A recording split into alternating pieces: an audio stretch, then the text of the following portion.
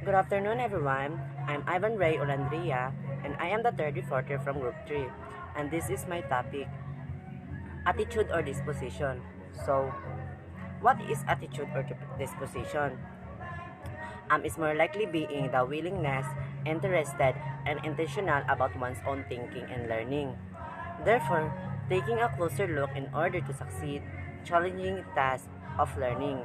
So, this attitude or disposition were involved of metacognition because this is one thinking and learning process, such a way of an individual set of skills and strategies. For example, like they not exclaiming those word difficulties such, di wow, hindi ko kaya yan, ikaw na magaling, or nosebleed. Those words showcasing or showing negative thoughts. So that which means attitude or disposition is a positive way of learning on how a person responds to task and reflecting it at better ways of learning to achieve the targets. Kung sabi siniya pa, walay lisod sa ila para makatuon. And according to Aliana's report that metacognition involves both knowledge and regulation cognition. However, there are three variables of metacognition, and these are person, task, and strategies. And each variable maintains vital role within metacognitive knowledge. So the first one is person. What one's recognize about his or her strengths and weaknesses in learning and processing information. Therefore, it includes knowing capacity and ability of a person, his, her, or comfort zone, like saan ka mas prefer when it comes in studying, on a quiet place or with music, and where do you most concentrate at night or morning, which means saan ka mas nag-i-excel, and this is a role of a person variable. Second is the task. What one knows or can figure out about the nature of a task and the processing demands required to complete the task. Purpose of this variable is to knowing how much work you need to do to accomplish.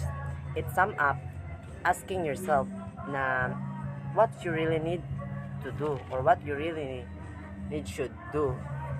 For example, a group of a student given project and they had ample time to do it, but they underestimated the time, ending up with cramming. They felt pressure and stress to finish the project hurriedly.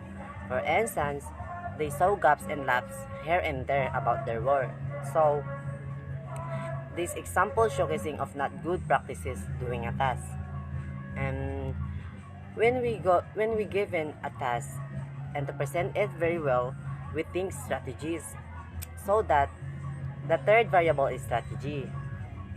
The strategies a person has at the ready to apply in a flexible way to successfully accomplish tasks. Example of it in a group or individual. In a group, they usually doing brainstorming while individual doing note-taking, focus, listening, even reading at marami pang iba. Therefore, ma-execute nila ilang task at magampanan ang kanilang tungkulin. So the objectives of these three variables is being preferred in a given learning task without hindrance or walay pagduwa-duha. The next slide is the PQ4R strategy. As a student, one of the tasks you need to do is to read. Therefore, the PQ4R strategy emphasizes. Some call this the power habit of successful learner. And these are the steps of the PQR strategy. The first one is the preview. Preview include general pictures, which means before you start on a certain book to read, you already had a background, what is book all about, or you can draw conclusion and everything about it. Or kumbaga, meron kang stock knowledge even wala pa ni mo nabasa ang libro. And the next one after you preview it, there is a question. So the second one is the question. Goal is, and the question had a goal, and when we have a goal, it is easier by By having goal, we are question ourselves what you to learn, and therefore with this practice it develops and helps to grasp up the subject matter, or it will stick to you so that you are ready to know book objectives or nilalaman. The next step is to read. While reading, while reading those questions in your mind gets the answer. That is why this is the purpose of answering.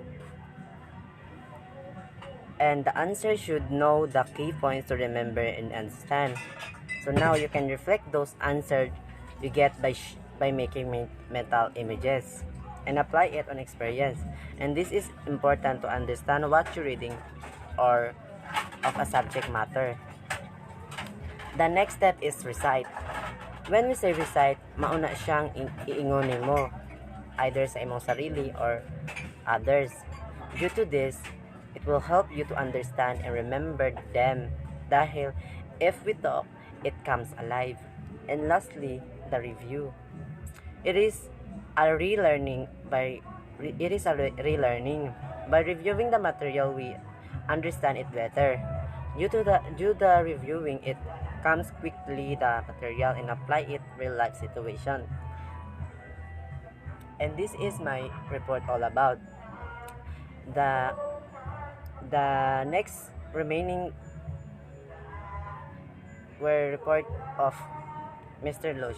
Lucias. Thank you. Have a nice day.